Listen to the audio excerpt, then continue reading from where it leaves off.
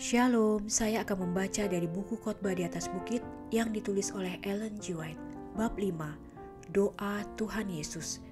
Karena engkaulah yang empunya kerajaan dan kuasa dan kemuliaan.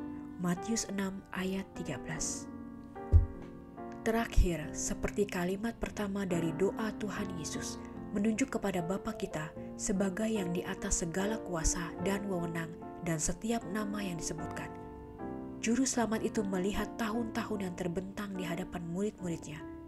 Bukan seperti yang telah mereka impikan, terhampar di sinar matahari kemakmuran dan kehormatan duniawi, tetapi gelap dengan badai kebencian manusia dan kemarahan setan. Di tengah perselisihan dan kehancuran nasional, langkah-langkah murid-murid itu akan diserang bahaya, dan seringkali hati mereka akan ditekan oleh ketakutan. Mereka harus melihat Yerusalem sebagai suatu kehancuran, bait suci lenyap, kebaktiannya berakhir selama-lamanya, dan bangsa Israel berserak di seluruh dunia bagaikan kecelakaan di pantai pasir. Yesus mengatakan, kamu akan mendengar deru perang atau kabar-kabar tentang perang. Bangsa akan bangkit melawan bangsa, dan kerajaan melawan kerajaan. Akan ada kelaparan dan gempa bumi di berbagai tempat. Akan tetapi semuanya itu barulah permulaan penderitaan. Matius 24 ayat 6-8. Namun para pengikut Kristus tidak boleh takut bahwa pengharapan mereka sudah hilang atau Allah telah meninggalkan dunia. Kuasa dan kemuliaan adalah miliknya yang maksud besarnya akan terus bergerak, tak terhalang menuju terwujudnya impian. Dalam doa yang menyebutkan kebutuhan mereka tiap hari, murid-murid Kristus diarahkan untuk melihat ke atas segala kuasa dan pemerintahan si jahat, kepada Tuhan Allah mereka yang kerajaannya menguasai semua, Bapa dan sahabat kekal mereka. Kehancuran Yerusalem adalah suatu lambang dari kehancuran terakhir yang akan melanda dunia. Nubuatan-nubuatan yang diterima sebagai bagian penggenapannya dengan jatuhnya Yerusalem mempunyai suatu penerapan yang lebih langsung kepada akhir zaman.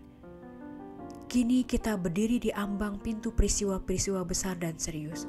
Suatu krisis berada di depan kita, seperti yang belum pernah disaksikan dunia, dan sungguh baik bagi kita, seperti kepada murid-murid pertama, datang jaminan bahwa kerajaan Allah memerintah semua. Program peristiwa-peristiwa mendatang berada di tangan pencipta kita. Raja surga memegang nasib bangsa-bangsa, begitu juga urusan gerejanya dalam kekuasaannya. Guru ilahi itu sedang mengatakan kepada setiap wakil dalam penyelesaian rencana-rencananya, sebagaimana ia katakan kepada Koresi, aku telah mempersenjatai engkau, sekalipun engkau tidak mengenal aku. Yesaya 45 ayat 5. Dalam khayal Nabi Yehezkiel, tampak sebuah tangan di bawah sayap-sayap kerubim. Ini adalah untuk mengajarkan kepada hamba-hambanya bahwa kuasa ilahilah yang memberikan sukses kepada mereka. Orang-orang yang digunakan Allah sebagai pesuruhnya tidak boleh merasa bahwa pekerjaannya tergantung kepada mereka. Makhluk-makhluk terbatas tidak dibiarkan untuk memikul beban tanggung jawab ini. Dia yang tidak tidur, yang terus-menerus bekerja untuk menyelesaikan rancangan-rancangannya, akan melanjutkan pekerjaannya sendiri. Dia akan merintangi maksud-maksud orang-orang jahat dan akan membawa kepada kebingungan nasihat-nasihat dari orang-orang yang merencanakan kejahatan terhadap umatnya. Dia yang raja, Tuhan dari orang banyak, duduk di antara kerubim dan di tengah perselisihan serta kegemparan bangsa-bangsa. Dia menjaga anak-anaknya tenang. Dia yang memerintah di langit adalah juru selamat kita.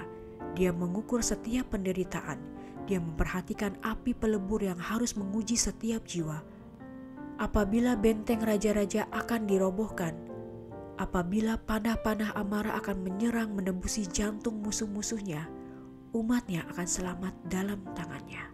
Ya Tuhan, punyamulah kebesaran dan kejayaan, kehormatan, kemasyuran, dan keagungan. Ya, segala-galanya yang ada di langit dan di bumi, dalam tangan-Mulah kuasa membesarkan dan mengukuhkan segala-galanya. 1 Tawarik 29 ayat 11-12.